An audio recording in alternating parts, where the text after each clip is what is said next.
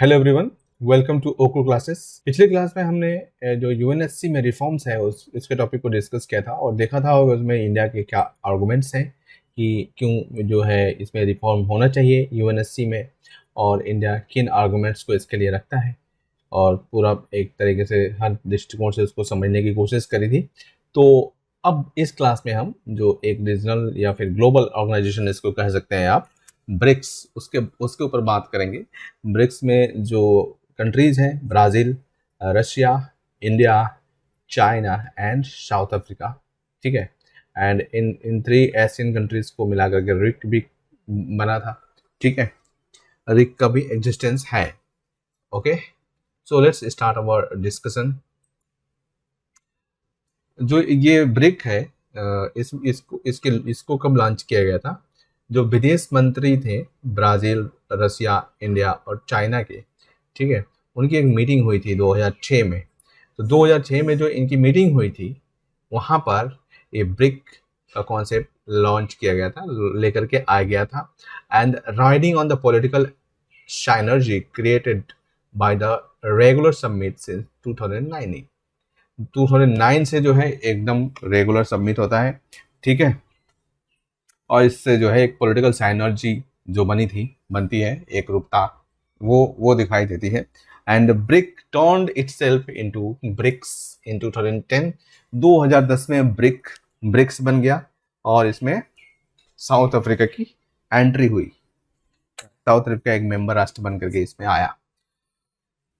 अब हम बात अगर करें तो the importance of BRICS is self evident.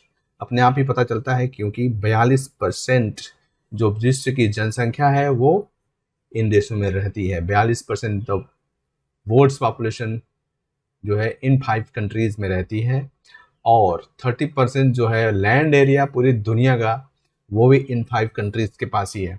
अब सोच सकते हो कि कितना ज़्यादा महत्वपूर्ण है इनका। और जो 24% ऑफ द ग्लोबल जीडीपी है, विश्व की अर्थव्यवस्था का 24% इन 5 कंट्रीज में है, और 16% जो है इंटरनेशनल ट्रेड पूरी दुनिया का इन कंट्रीज के पास है। तो ये काफ़ी बड़ा एक तरीके से सिनेरियो यहाँ पे दिखाई दे रहा है कि 42% टोटल जनसंख्या का, और जो 30% टोटल लैंड एरिया का, और 40% ग्लोबल जीडीपी का, 16% इंटरनेशनल ट्रेड का ब्रिक्स के पास है। ये यहाँ पे मैप में ब्रिक्स की कंट्रीज को आप देख सकते हो। ब्राज़ील, दिस इज ब्राज़ील, जो कि कहाँ पे है? साउथ अमेरिका में। जो साउथ अफ्रीका का कॉन्टिनेंट है वो यहाँ पे ब्राज़ील में। आपको मालूम है कि जो अमेजन बेसिन, जो बायोडाइवर्सिटी के लिए जाना जाता है, जो ग्लोबल कॉमन भी है उसके लिए भी जाना जाता है, वो यहाँ पे है ब्राज़ील में। South Africa better known in India for Mahatma Gandhi, जो यहाँ पे गए थे और 20 सालों तक वहाँ पे उन्होंने नस्लवाद के खिलाफ और रंग भेद के खिलाफ लड़ाई लड़ी थी, ठीक है। एंड इंडिया में आप देख ही रहे हो यहाँ पे मैप में, चाइना एंड रशिया। तो ये कंट्रीज हैं। जो माइकल टीमर है वो प्रेसिडेंट है ब्राज़ील के, और सिरिल रामाफोसा ये प्रेसिडेंट है अफ्रीका के।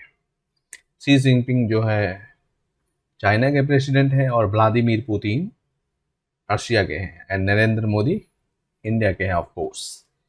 और population of the BRICS nation is 3.6 billions, 41% of the world. हमने 42 पढ़ा था, ठीक है। तो ये थोड़ा बहुत डेटा इधर उधर हो सकता है।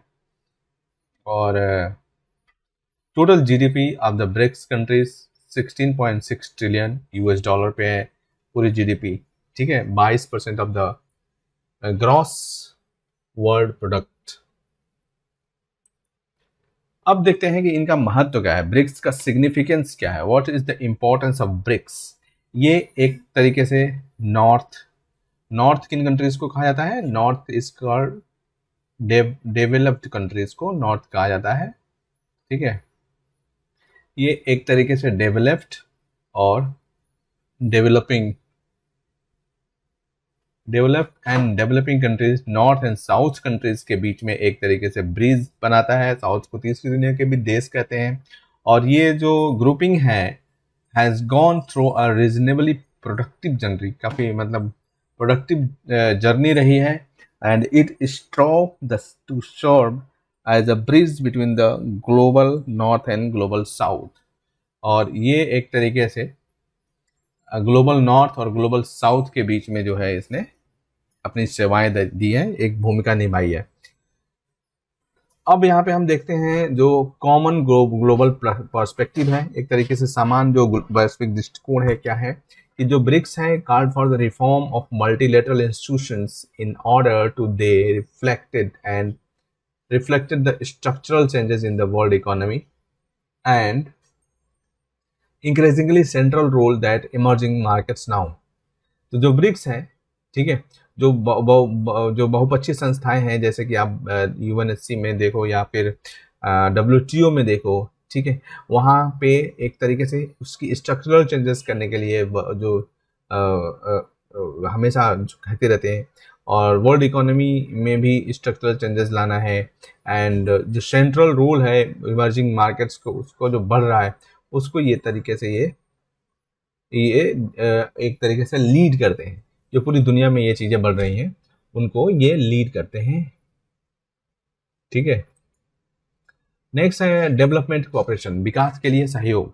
तो जो डेवलपमेंट कोऑपरेशन है ये भी एक कॉमन पर्सपेक्टिव है, एक बहुत बड़े रेंज में ग्लोबल और रीजनल इश्यूज को लेकर के। एंड नया डेवलपमेंट बैंक बनाया गया। नया डेवलपमेंट बैंक बनाने का एक पर्सपेक्टिव ये भी था कि जो न्यू डेवलपमेंट बैंक है वो इंटरनेशनल डेवलपमेंट बैंक को एक तरीके से प्रतिसंतुलित करने के लिए चाइना की तरफ से इनिशिएट किया गया था, क्योंकि चाइना चाहता था कि जो वेस्टर्न कंट्रीज़ हैं उनका जो प्रभुत्व है, जो उनका स्वामी, जो उनकी हेजेमनी है, जो वर्चस्व है, उसको चैलेंज किया जाए।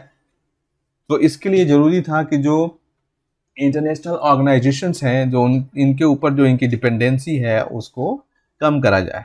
और उसको कम करने के लिए ज़रूरी था कि जो यूएन है और जो यूएन के अनुषंगी हैं, जो या वर्ल्ड बैंक है, जो आईएमएफ है, या फिर जो भी ऐसे वर्ल्ड ऑर्गेनाइजेशंस हैं जिन पे वेस्टर्न कंट्रीज़ का बहुत ज़्यादा इफेक्ट रहता है, बहुत ज़्यादा प्रभाव रहता है, ठीक है, तो उनको कंट्रोल करने के लिए, ठीक है, ये ज़रूरी है कि एक ऐसा विकल्प रखा जाए। और उसी विकल्प के रूप में एक तरीके से न्यू डेवलपमेंट बैंक को प्रपोज किया गया। एंड ये एक तरीके से created a financial stability net in the form of contingency reserve arrangement. एक तरीके से ये कंटीजेंसी रिजर्व जो आकस्मिक निधि है उसके तहत एक जो वित्तीय स्थिरता लाने के लिए शुरू किया गया था। And is on the words of the setting up A vaccine research and development virtual centre. और अब एक जो है वैक्सीन रिसर्च और एक तरीके से जो विकास डेवलपमेंट सेंटर्स हैं, वर्चुअल डेवलपमेंट सेंटर्स, उनको भी बनाया जाएगा इसके तहत, जिस पे बातचीत चल रही है। अब ब्रिक्स की जो प्रायोरिटीज हैं, जो प्राथमिकताएं हैं, उनको देख लेते हैं। एक तो अचीविंग मल्टीलेटरलिज्म, जो बहुपक्षवाद है उसको एक तरीके से प्राप्त करना है। यानी कि जो एक तरीके से जो अल्टरनेट्स था वो डब्ल्यूटीओ जो या फिर वेस्टर्न कंट्रीज ने जो जिनको बनाया है, जिन ऑर्गेनाइजेशन को, लाइक डब्ल्यूटीओ हो गया, ये मल्टीलेटरल ट्रेड को प्रमोट करता है। यूएनएससी, ठीक है, एंड यूनाइटेड नेशंस, जो यूएनएससी है एंड जो यूनाइटेड नेशंस के अदर ऑर्गेनाइजेशंस हैं, ठीक है, आईएमएफ हो गया, वर्ल्ड बैंक हो गया, ये जो ऑर्गेनाइजेशंस हैं, जो संस्थाएं हैं, देयर आर मेनी ऑर्गेनाइजेशंस जो तरह तरह के फील्ड्स में काम करती हैं, वो मल्टीलेटरलिज्म को प्रमोट करती हैं। तो यहाँ पे जो उनके अल्टरनेटिव्स के रूप में एक डेवलप, बाद में जब ये दुनिया क्या हुआ कि बहुत सारे पावर्स बन गए, लाइक चाइना, इंडिया, ठीक है, ब्राज़ील, ये जो तीसरी दुनिया में ऐसे देश उभरने लगे, पावर के सेंटर्स बनने लगे। और जो ये ऑर्गेनाइजेशंस हैं यहाँ पे जो डेवलपिंग कंट्रीज़ के अगेंस्ट में उनको इंटरेस्ट को प्रभावित करने वाली योजनाएं बनने लगी, पॉलिसीज आने लगी जो वेस्टर्न कंट्री के हितों को साधती थी। तो इन्होंने यहाँ पे आवाज़ उठानी शुरू कर दी और ये फिर जो है एक तरीके से बहुत स्लो गति से काम करने लगे और एक तरीके से धीरे धीरे ये काफ़ी स्लो हो गए। तो जो मल्टीलेटरलिज्म को ये प्रमोट करते थे, वो मल्टीलेटरलिज्म एक तरीके से क्या हो गया, हाल्ट पे चला गया। तो यहाँ पे क्या हुआ, बायलेटरलिज्म, रीजनलिज्म और सब रीजनलिज्म जैसी जो द्विपक्षीय और क्षेत्रीयता, क्षेत्रीय क्षेत्रवाद, या फिर जो सब उप क्षेत्रीय संगठन बनने लगे और उस लेवल पे सहयोग डेवलप होने लगा। तो फिर उसको जो है मल्टीलेटरलिज्म में बदलने के लिए जैसे ब्रिक्स की जैसी ऑर्गेनाइजेशंस का अस्तित्व आया और इन्होंने इनका विकल्प देने की एक कोशिश शुरू कर रहे हैं। तो ये काफ़ी जो है महत्वपूर्ण हो जाता है यहाँ पे ब्रिक्स का। Resolve to combat terrorism. Terrorism की जो समस्या है वो पूरी दुनिया में और विशेष करके इन देशों में, ठीक है, उससे निपटना है।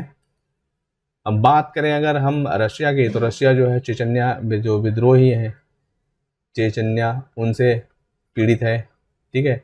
चाइना की बात करें तो चाइना में जो उइगर उइगर जो टेररिस्ट हैं या उइगर नेशनलिज्म है, उइगुर नेशनलिज्म है, जो एतीम यहाँ पे मूवमेंट चलता है,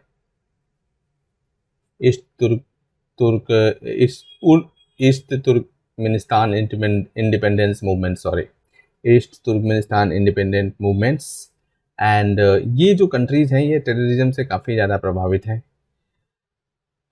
तो रसिया, चाइना में ये चलता है। इंडिया में जो है कई तरह की टेररिज्म फैली हुई है, जैसे कि यहाँ पे जहाँ पे हमारे नॉर्थ वेस्ट का फ्रंटियर है वहाँ पे स्टेट स्पॉन्सर्ड या रिलीजियस टेररिज्म दिखाई देता है। वहीं जो नॉर्थ ईस्ट का फ्रंटियर है वहाँ पर नॉर्थ ईस्ट के फ्रंटियर में एक्सट्रीमिज्म दिखाई देता है और एथनिक जो टेररिज्म है एक तरीके से वहाँ पे दिखाई देता है। जो हमारा नक्सलिज्म है जो हमारे मेन बीच में ही है, इंडिया के सेंट्रल इंडिया आप कह सकते हो उसमें, ठीक है, वहाँ पे एक आइडियोलॉजिकल टेररिज्म दिखाई देता है। तो ये पूरा एक रीजन जो है एक तरीके से टेररिज्म से सपोर्ट, और सारे जो है कहीं ना कहीं से इंटरलिंक्ड हो जाते हैं टेररिज्म में।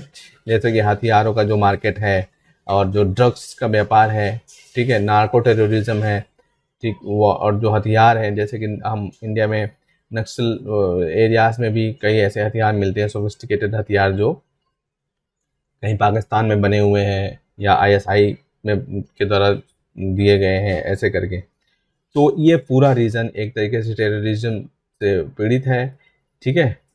तो इनसे निपटने के लिए और पूरी दुनिया में, वर्ल्ड पे भी, जैसे कि ब्राज़ील हो गया, साउथ अफ्रीका हो गया, ये कंट्रीज भी अछूते नहीं हैं, ठीक है। कोई भी इनके अगेंस्ट में, टेररिस्ट के अगेंस्ट में अगर बात करता है तो वो उनका दुश्मन हो जाता है। तो इसलिए जैसा कि आप देखो यूएस में, फ्रांस में, ठीक है, इस तरह की घटनाएं दिखाई देती हैं। तो इनसे पूरी ग्लोबल लेवल पे इनसे निपटने के लिए अगर ये साथ में काम करते हैं ये देश, तो ये काफ़ी महत्वपूर्ण होगा। And promoting technologies and digital solutions, जो बहुत सारी तकनीकें हैं, जो अच्छी तकनीकें हैं, ठीक है, स्टेट ऑफ आर्ट टेक्नोलॉजीज़ हैं, उन पे एक तरीके से वेस्टर्न कंट्रीज़ का कंट्रोल है। तो जो वेस्टर्न कंट्रीज़ हैं वो कई तरीके से लेवरेज लेने की कोशिश करती हैं, कंसेशंस मतलब अपने इंटरेस्ट में कुछ चीज़ें करने की कोशिश करते हैं। उन्होंने ऐसे नियम भी बना रखे हैं कि जिससे कि जैसे MTCR को आप देख लो, ठीक है, ऐसे रिजीम्स बना रखे हैं कि जो डेवलपिंग कंट्रीज़ हैं उनके सामने कई सारी समस्याएं पैदा हों। तो ये जो कंट्रीज उभरती हुई अर्थव्यवस्थाएं हैं, जो उभरती हुई पावर्स हैं, इनका अगर आपस में इस तरीके का एक कोलैबोरेशन होता है, ठीक है, और वो तरह तरह के टेक्नोलॉजीज और इनोवेटिव आइडियाज़ को डेवलप करते हैं, तो ये आपस में एक दूसरे से शेयर करके इसका बेनिफिट ले सकते हैं। Expanding people to people contact, people to people जो कॉन्टैक्ट है, कोऑपरेशन है, ये क्या है, एक तरीके से सेकेंड जो ट्रैक चेंज डिप्लोमेसी है वो है ये जो सेकेंड ट्रैक चेंज डिप्लोमेसी है उसका हिस्सा है। तो सेकेंड जो ट्रैक चेंज डिप्लोमेसी है उससे क्या होगा कि लोगों के बीच में समझ बढ़ेगी, एक तरीके से आपस में लोग एक दूसरे से घुलेंगे मिलेंगे तो उनकी समझ बढ़ेगी, सॉरी बातचीत होगी, और people to people ideas exchanges होंगे, तो एक दूसरे देश के बारे में जानेंगे, और इससे क्या होगा कि अंडरस्टैंडिंग बढ़ेगी, तो एक पब्लिक ओपिनियन बनाया जा सकता है किसी भी कंट्री के बारे में, किसी भी गवर्नमेंट की पॉलिसी को प्रभावित करने के लिए एक पब्लिक ओपिनियन डेवलप किया जा सकता है, जैसे कि पब्लिक डिप्लोमेसी में किया जाता है। तो इसलिए ज़रूरी है कि जो प्रायोरिटीज हैं ब्रिक्स की वो बढ़ती रहे। अब हम देखते हैं चैलेंजेस, कुछ चुनौतियां जो कि ब्रिक्स के सामने हैं। Challenges with the BRICS marred by various issues, कई सारे ऐसे इशूज हैं, ठीक है, वो आपस में ही ऐसे इशूज हैं कि जिनकी वजह से ये एक तरीके से काफ़ी चैलेंजिंग हो जाता है इसमें आगे बढ़ना। और जैसे कि चाइना का जो एग्रेशन है ईस्टर्न पूर्वी लद्दाख बॉर्डर पर हमारा पिछले साल हुआ था, जो स्टैंड अप हुआ था इंडिया और चाइना का, ठीक है, और इंडिया चाइना के रिलेशनशिप को काफ़ी नीचे के स्तर पर लेकर के आया था।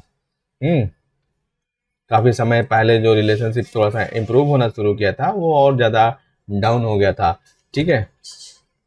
और यहाँ पे there is also the reality of strained relationship of the China and Russia with the West, and some serious internal challenges preoccupying both Brazil and South Africa, ठीक है। ऐसे भी रियलिटीज हैं, स्ट्रेन रिलेशनशिप है of the China and Russia with the west पश्चिम के साथ, and serious internal challenges भी हैं जो कि रशिया और जो साउथ अफ्रीका और ब्राज़ील हैं उनको पहले से ही ऑक्युपाई कर रखा है। और दूसरे साइड क्या है, चाइना की जो इमेज है ग्लोबल लेवल पर, वैश्विक स्तर पर जो इसकी एक इमेज है वो ट्रेनिस्ट ड्यू टू द कोविड-19 की वजह से काफ़ी ख़राब हो गई है। जैसे कि अभी आप कुछ समय से देखोगे कि जब ये कोविड-19 आया था तो उस समय एक तरीके से एक वर्बल वार शुरू हो गया था।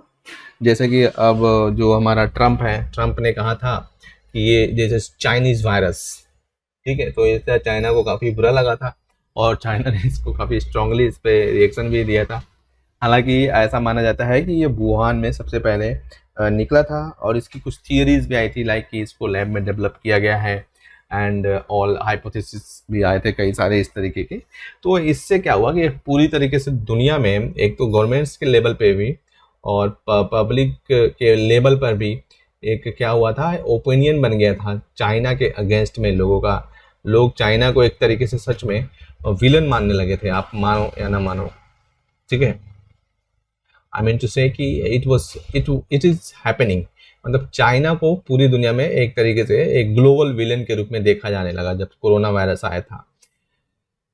और चाइना ने सबसे पहले अपने मतलब उसने काफ़ी जो इफेक्टिवली उसको कंट्रोल भी किया बाद में, तो इससे जो दूसरे देश थे वो और भी ज़्यादा, मतलब दूसरे देश के लोग कह रहा हूँ, गवर्नमेंट्स की बात नहीं कर रहा हूँ, वो चिढ़ गए थे एक तरीके से। और ट्रम्प जब तक थे तब तक चाइना के खिलाफ इसको लेकर के काफ़ी बातें होती रहीं, करते रहे, ग्लोबल लेवल पे भी चाइना को एक तरीके से विलन करा दिया गया। In this backdrop it is questionable whether BRICS matter और नॉट। और इन सब माहौल में ये प्रश्न उठता है कि ये जो ब्रिक्स है वो सच में उसका कोई मतलब है या नहीं है, वो मैटर करता है या नहीं है। अब यहाँ पे हेट्रोजेनिटी भी एक प्रॉब्लम है। हेट्रोजेनिटी का मतलब होता है विषमता। तो विषमता कैसे प्रॉब्लम है? It is claimed by the critics, जो आलोचक है उनके द्वारा कहा गया कि जो हेट्रोजेनिटी है, variables diverse nature of the country और of the BRICS nations with the diverse interest poses a threat to the viability of the grouping. तो जो ये है जो it is claimed by critics that heterogeneity of the BRICS nations with its diverse interest poses a threat to the viability of the grouping। जो इन देशों के जो हित हैं वो काफ़ी अलग अलग हित हैं, बदले हुए हित हैं, तो इस तरीके से ये कहा जाता है कि जो है इससे इस ग्रुप की जो वायबिलिटी है वो काफ़ी प्रभावित होगी, एक तरीके से काम कम ही करेगा, ऐसा माना जाता है जो क्रिटिक्स हैं, आलोचक हैं, क्योंकि इनके अलग अलग हित हैं। चाइना के हित अलग हैं, रसिया के हित अलग हैं, इंडिया के अलग हैं, जो साउथ अफ्रीका है उसका अलग है, और जो ब्राज़ील है उसका अलग है। इसलिए चाइना सेंट्रिक, और सभी जो कंट्रीज हैं ब्रिक्स के group trade with China more than each other, मतलब जो सारे देश हैं वो चाइना के साथ ज़्यादा व्यापार करते हैं। चाइना के से इनका व्यापारिक संबंध बहुत ज़्यादा है, बहुत अच्छा है। और जबकि जबकि जो अन्य कंट्रीज हैं उनके साथ कम है, मतलब उन चाइना की रिस्पेक्ट में जो अदर कंट्रीज हैं उनके साथ व्यापार काफ़ी कम है। And therefore it is blamed as a platform to promote China's interest. इसको कहा जाता है कि ये चाइना के हितों को आगे बढ़ाने वाला या साधने वाला एक क्या है, प्लेटफॉर्म है। यहाँ पे चाइना के हितों की ही बात होती है, उसके हितों को ही साधने की कोशिश होती है। And balancing trade deficit with China is a huge challenge. जो चाइना के साथ जो व्यापार घाटा है, ठीक है, उसको डील करना भी एक काफ़ी बड़ी चुनौती है, जो for other partners country Nations, जो पार्टनर्स नेशंस हैं उनके लिए, ठीक है, तो उनके लिए ये भी एक चुनौती है। नेक्स्ट है ग्लोबल मॉडल ऑफ गवर्नेंस या जो सुशासन या प्रशासन है उसका एक ग्लोबल मॉडल।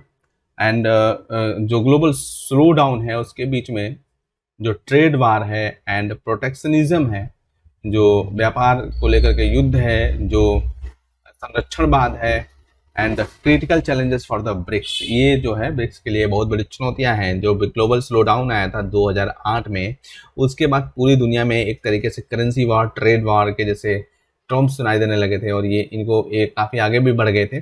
संरक्षणवाद, ठीक है, ये भी आया है। तो ये क्या है, ब्रिक्स के लिए एक तरीके से काफ़ी गंभीर चुनौतियां हैं, ठीक है। ब्रिक्स इन डेवलपमेंट, उनके विकास में, of a new global model of the governments which should not be unipolar but inclusive and constructive।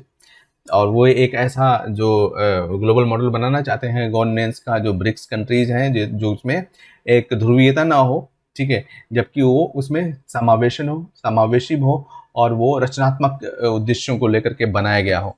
तो ऐसे एक ग्लोबल मॉडल को बनाने के लिए, गवर्नेंस के ग्लोबल मॉडल को बनाने में ये चुनौतियां हैं, ट्रेड वॉर और प्रोटेक्शनिज्म जैसी जो चुनौतियां हैं, जैसे ट्रेड वॉर, करेंसी वॉर, ये सारी चीज़ें जो है जो डेवलप और जो पावरफुल डेवलपिंग कंट्रीज हैं लाइक चाइना हो गया, ठीक है, इनके बीच में ये काफ़ी अभी कुछ दिनों से देखने को आया है, करेंसी वॉर्स भी देखने में आया है, ठीक। इसी तरीके से the goal should be to avoid a negative scenario of unfolding globalization and start a complicated merging of the global growing economy।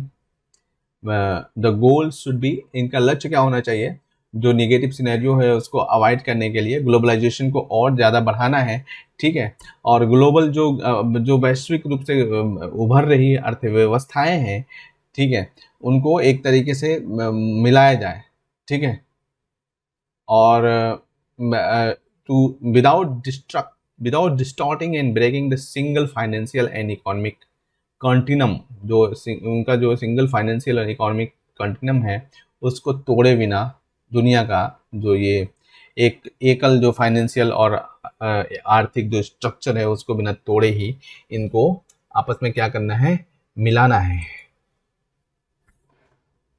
अब ये क्या कह रहे हैं कि not been effective, the 5 powers combined has succeeded albeit up to a point, एक मतलब हद तक तो ये सफल हुए हैं, ठीक है, इनके कहना है कि ये एक हद तक तो सफल हुए हैं।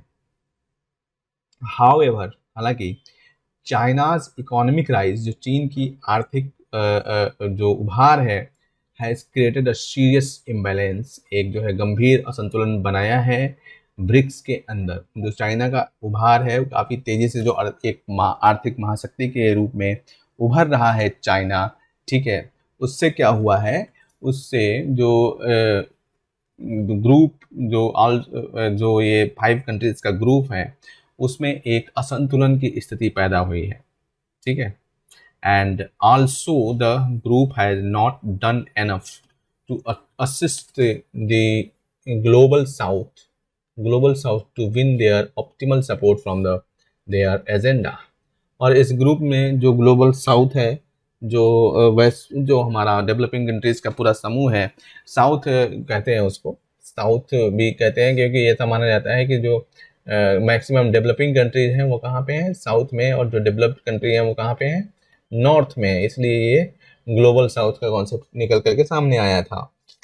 तो यही माना जाता है कि जो ग्लोबल साउथ है उसको अपना जो एजेंडा है उसको पूरा करने में ये जो ग्रुपिंग है इसने बहुत ज़्यादा हेल्प नहीं करी है। अब हम एक न्यू डेवलपमेंट बैंक पे भी बात कर लेते हैं। तो ये हमने जो ब्रिक्स का कॉन्सेप्ट देखा। न्यू डेवलपमेंट एक मल्टीलेटरल डेवलपमेंट बैंक है, बहुपक्षीय विकास के लिए बैंक है, बहुपक्षीय विकास बैंक है। और इसमें जो जॉइंटली फंडेड, मतलब संयुक्त रूप में इसमें जो फंड होता है, फंडेड होता है, वो एक तो ब्रिक्स से होता है, the countries of the sixth BRICS summit. जो सिक्स्थ ब्रिक्स समिट थी, 6वीं ब्रिक्स सम्मेलन हुआ था फोर्टालेजा में, ब्राज़ील में 2014 में। ठीक है, जो फोर्टालेजा ब्राज़ील में 2014 में ब्रिक्स की जो 6वां समिट हुआ था, ठीक है, वहाँ पर इसको बनाया गया था। एंड इट वाज फॉर्म्ड, ये बनाया गया था to support infrastructure and sustainable development efforts. जो आधारभूत संरचना है और धारणीय जो विकास है उसके प्रयासों को ब्रिक्स के अंदर इंफ्रास्ट्रक्चर और धारणीय जो प्रयास है, ठीक है, उसको सपोर्ट करने के लिए ये बनाया गया था। और जो अन्य अनडिजर्व्ड इमर्जिंग इकोनॉमीज हैं, ठीक है, फॉर फास्टर डेवलपमेंट, और जो और भी जो अनडिजर्व्ड इमर्जिंग इकोनॉमीज हैं जो कि तीव्र विकास के लिए, ठीक है, उनकी मदद करने के लिए बनाया गया था थ्रू इनोवेशन, नवाचार और जो कटिंग एज टेक्नोलॉजी, आज की जो तकनीकें हैं उनके आधार पर। और इसका जो हेड क्वार्टर है, ये हेड क्वार्टर कहाँ पे है, संघाई में है, चाइना में। संघाई चाइना में इसका हेड क्वार्टर है। 2018 में जो नेशनल डेवलपमेंट बैंक है, ठीक है, ये यूनाइटेड नेशंस जनरल असेंबली जो है, ठीक है, यूनाइटेड नेशन जनरल असेंबली में एक ऑब्जर्वर स्टेटस हासिल किया था, और establishing A firm basis for active and fruitful cooperation with the UN, ताकि यूएन के साथ जो है काफ़ी एक अच्छे से कोऑपरेशन डेवलप किया जा सके। तो जो न्यू डेवलपमेंट बैंक है उसका ऑब्जेक्टिव क्या है, to foster the development of the member countries, जो सदस्य राष्ट्र हैं उनके विकास को एक तरीके से तीव्र करना, बढ़ाना है, ठीक है, एंड सपोर्टिंग इकोनॉमिक ग्रोथ, जो आर्थिक विकास है उसका समर्थन करना है, एंड प्रमोटिंग कम्पिटेटिवनेस, स्पर्धा को तीव्र करना है, एंड फैसिलिटेटिंग जॉब क्रिएशन, रोजगार के निर्माण को क्या करना है, फैसिलिटेट करना है, यानी कि उसको सुविधाजनक बनाना है, जो कि जब भी जॉब बने, ठीक है। बिल्डिंग ए नॉलेज शेयरिंग प्लेटफॉर्म, एक जो है नॉलेज को शेयर करने वाला प्लेटफॉर्म बनाना है जो विकासशील देश हैं उनके बीच में, and to fulfil its purpose.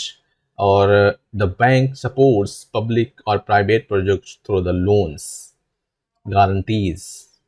और अपने इस उद्देश्य को पूरा करने के लिए जो बैंक है वो एक तो ऋण देता है, गारंटीज देता है, इक्विटी पार्टिसिपेशन देता है, ठीक है, और अन्य फाइनेंशियल इंस्ट्रूमेंट्स प्रोवाइड कराता है।